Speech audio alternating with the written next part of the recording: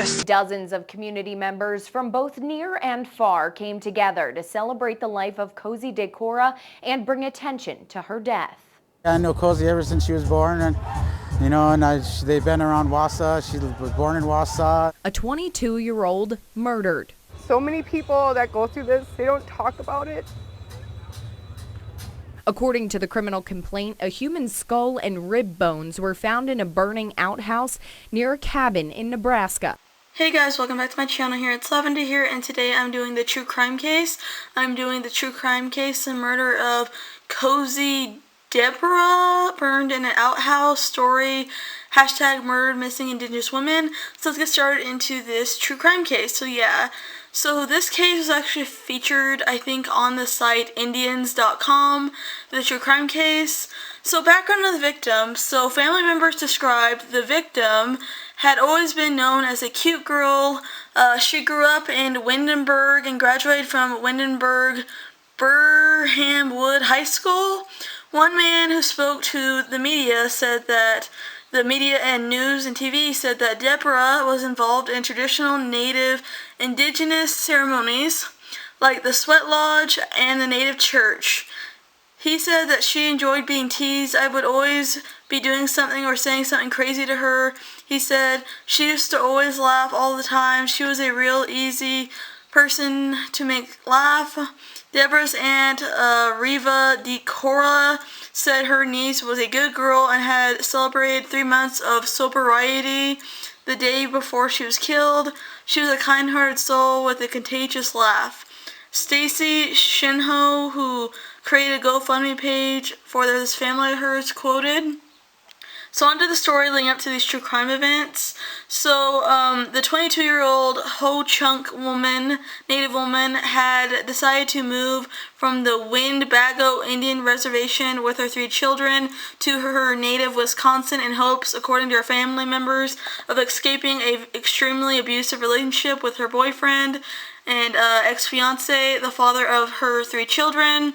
Unfortunately, she never made it there. In Facebook posts of the weeks and months before her death, leading up to her death, the victim said she couldn't wait to go back home, to Wisconsin State to be with her family members. She was trying to regain custody of all 3 of her children before she left and returned home.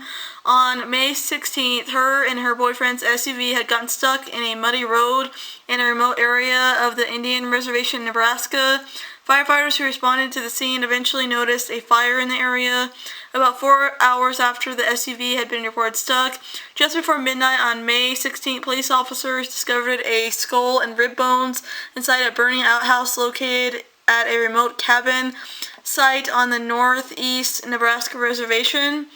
Inside the cabin was Deborah's 25-year-old ex-boyfriend, Jonathan Roney, sleeping under a blanket with the pair's youngest child, a 4-month-old boy.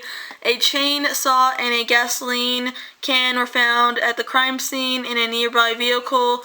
There was blood inside the cabin, according to police officers and authorities and investigation teams on the site. Later noticed a smear of blood and bruising on Rodney's arm, and scratches were left on his shoulder. He was caught trying to destroy evidence by burning a cell phone and his clothes.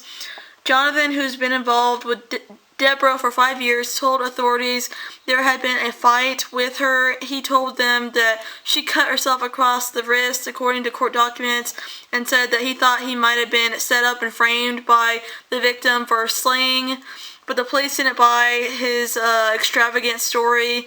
They later charged him 2 weeks after the fact of this situation with manslaughter in Indian country, a charge that carries a maximum sentence of 15 years in prison. However, one of the family members said this was intentional. This was premeditated, said a cousin, Stacy. He just threw her into the outhouse like she was a piece of trash.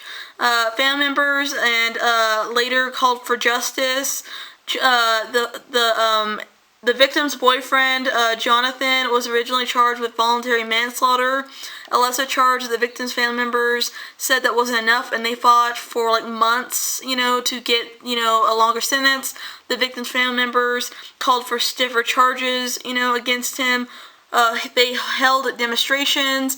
They met up with the U.S. Attorney's Office in Omaha and started a Change.org petition that garnered more than 14,000 signatures.